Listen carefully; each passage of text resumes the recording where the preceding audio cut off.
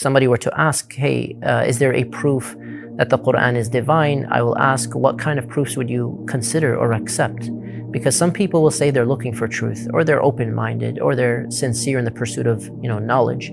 But when it comes to the reality of life, we recognize in everyday life, if there's even a little bit of pride or arrogance or bias against something, then we're less likely, if even at all, we're less likely to accept any proof of something we don't agree with from the get-go. Sometimes there's confirmation bias as well. We're looking for something to oppose.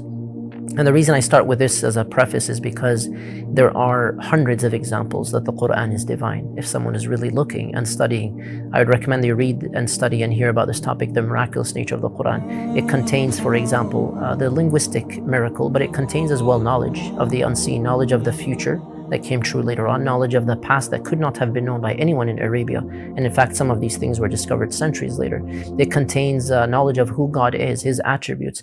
It brings about the perfect, most harmonious balance between what the human needs emotionally and psychologically, mentally and socially as well as in terms of the concept of the afterlife, the details that God has given us. The Quran lays out the purpose of life, why we're here and where we're headed, all the existential questions people ask.